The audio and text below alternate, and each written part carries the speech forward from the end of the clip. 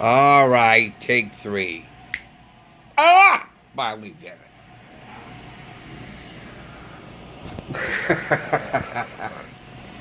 Okay.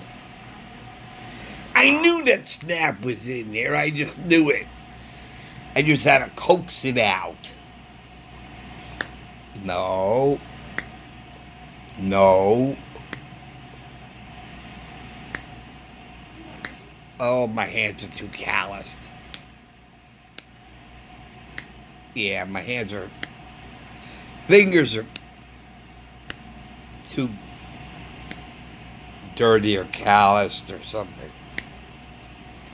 All right.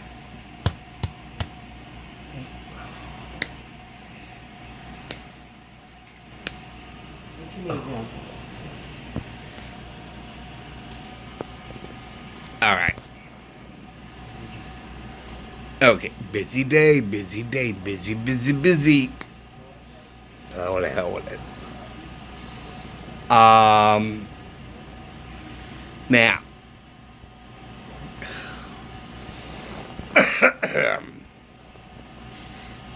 Donald Trump was a builder. He's always been a builder. He loves to build.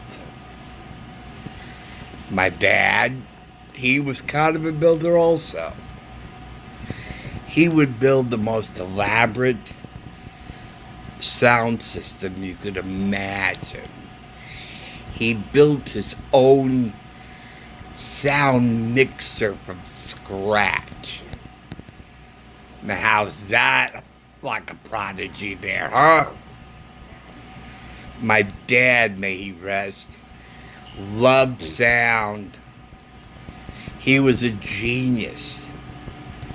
And it wasn't until later that I learned that he built his own mixer from scratch.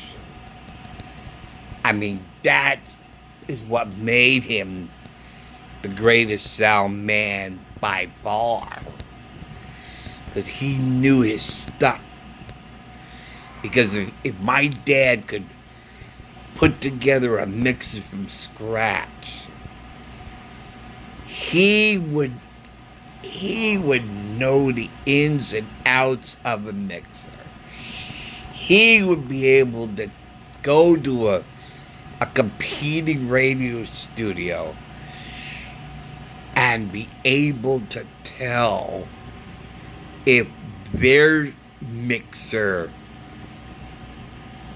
matches, is less productive than or more productive than his own. Now that is a prodigy. That is a sharp sound man. And I think my dad was the greatest sound man there ever was. And that's why I was calling him Super Dad. He was Super Dad as far as I was concerned. He was Super Dad. He was able to do anything. He was sharp as a tack, sharp as an eagle. He was eagle-eyed. Or what would it be for the ear? I don't know.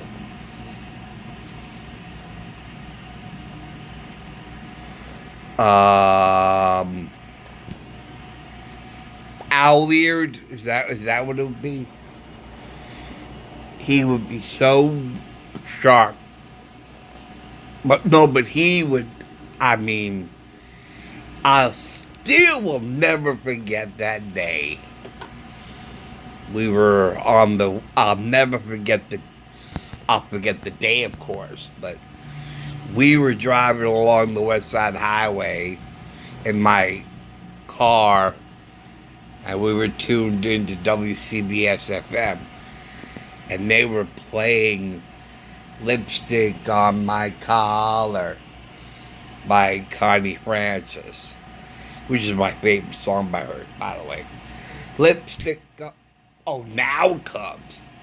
Lipstick on your collar, told a tale on you. Lipstick on your collar, says you were untrue. Bet your bottom dollar you and I are through. 'Cause lipstick on your collar told a tale on you. So Dad and I will listen to that song, and he loved that song, and he loved the pounding piano in the mid range. And he says to me, boy, Butch, can you hear that pounding piano on the mid range? I'm still driving. I'm like,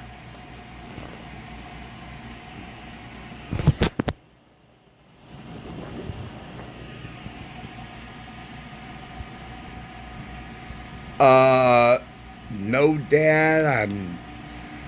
I can't hear any piano on any mid range. I mean, Dad, what's a mid range?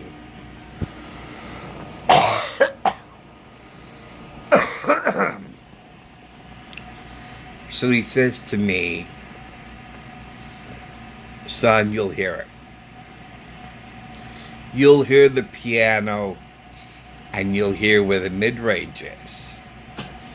All you gotta do is block out each thing one by one until there's nothing left but the piano.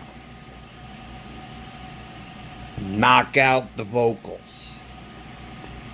Just block them out. Just don't hear them. Don't listen to them. Don't listen to the vocals. And then what's most difficult is the drums. Don't listen to the drums. Block it out.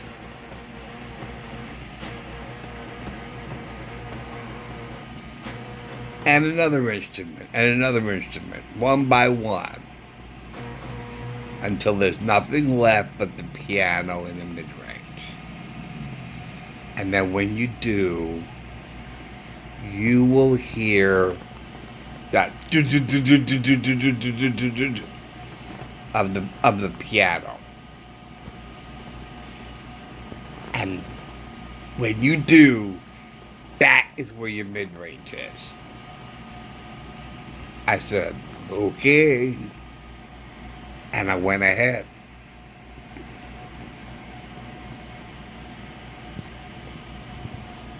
One by one, I did exactly what my dad said. And then I heard the piano. And then I was able to determine where the mid-range was.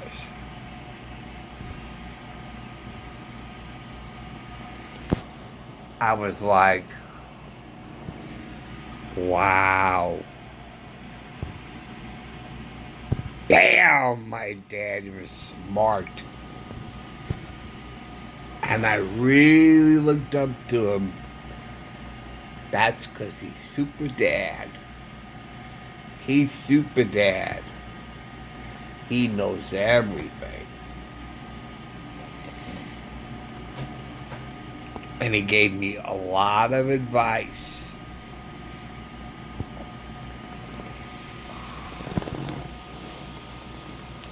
Now,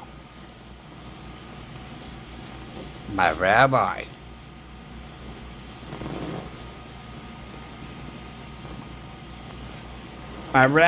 gave me advice about how to deal with unwanted callers.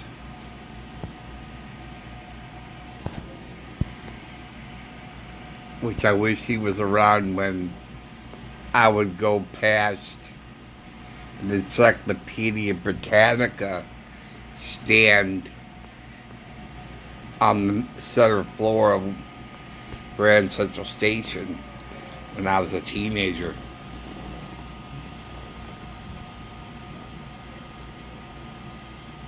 The guy would just pull me over and sell me a Encyclopedia Britannica.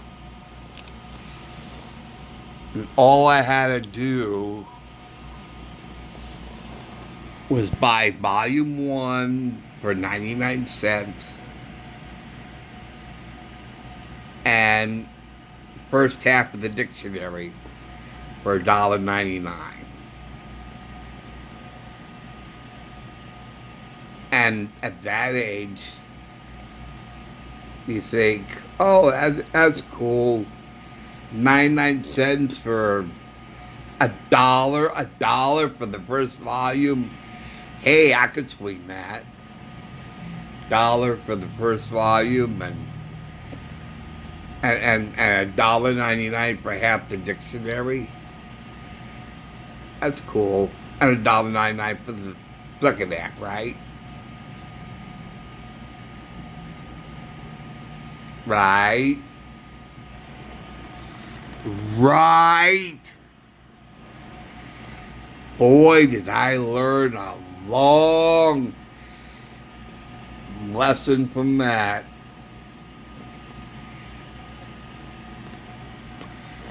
See, but he said,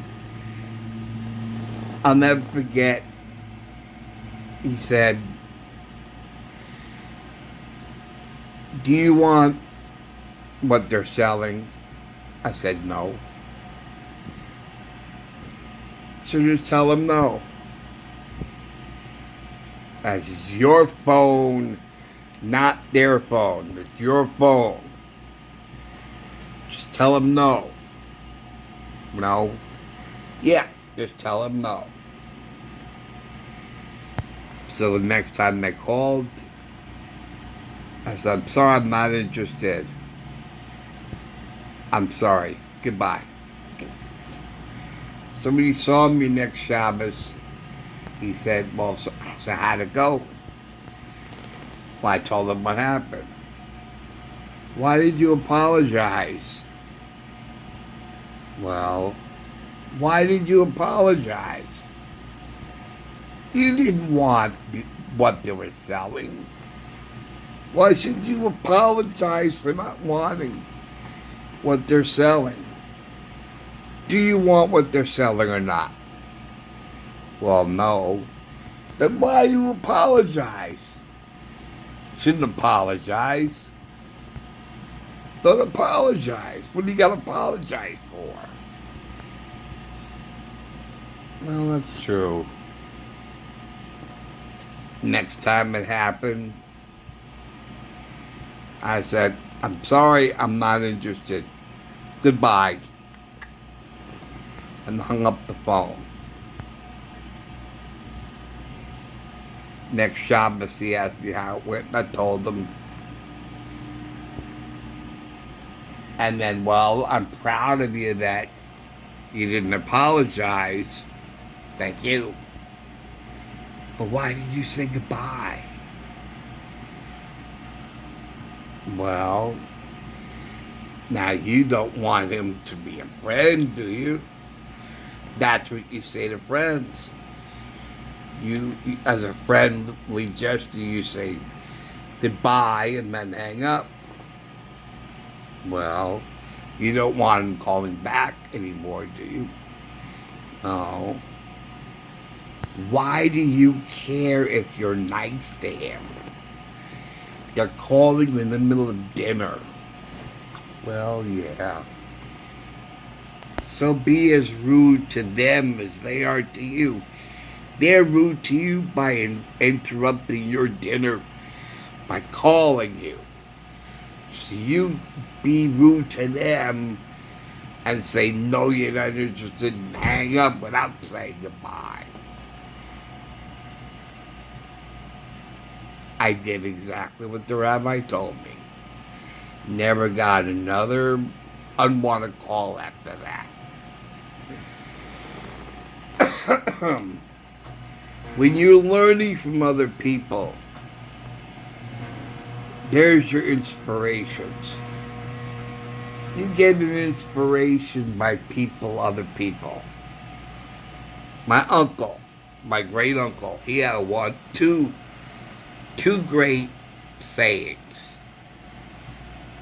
he said, basically they're both Jewish. He said,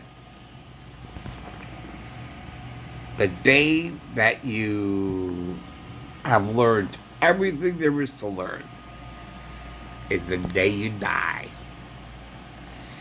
And the second thing he said was,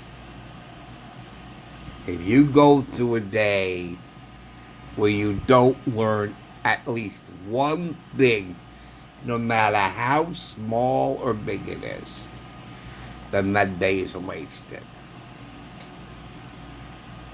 So your greatest ideas, your greatest things you learn in life are things, or the great days in life are the days you learn stuff. And I found out that both Trump and Reagan were leaders. Now, I haven't seen every single. Oh, well. um, I haven't. See, that's a habit, and but you gotta catch yourself before you go do habit. But I have never seen all his speeches. See, isn't that funny? Or maybe I have, and there are some parts of the speeches I don't remember. But there's some things that he said that I listened to about, I don't know, an hour or so ago that I don't remember at all. But are wonderful things that he learned through his relationship with his dad and all the building that he did. I could never call my dad Pop. And there's so many episodes of The Twilight Zone where Dad is called Pop. To me, that's not a call for Dad. Pop is Pop. That's Pop.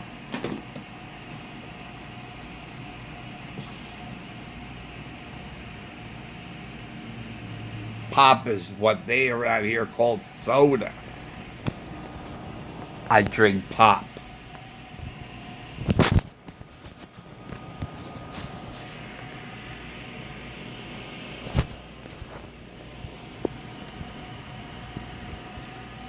You drink a sound?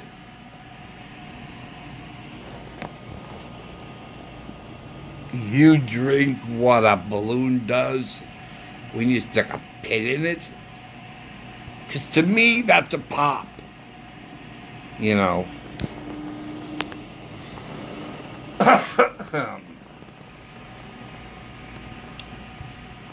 So anyway,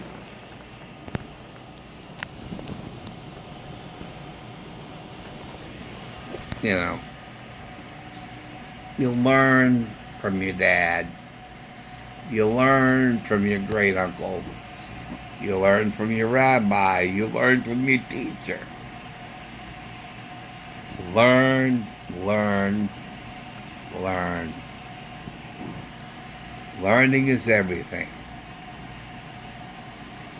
Learning is everything.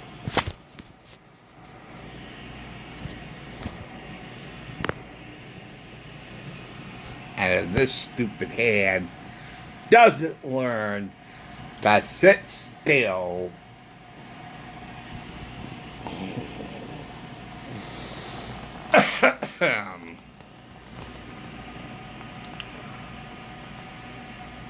so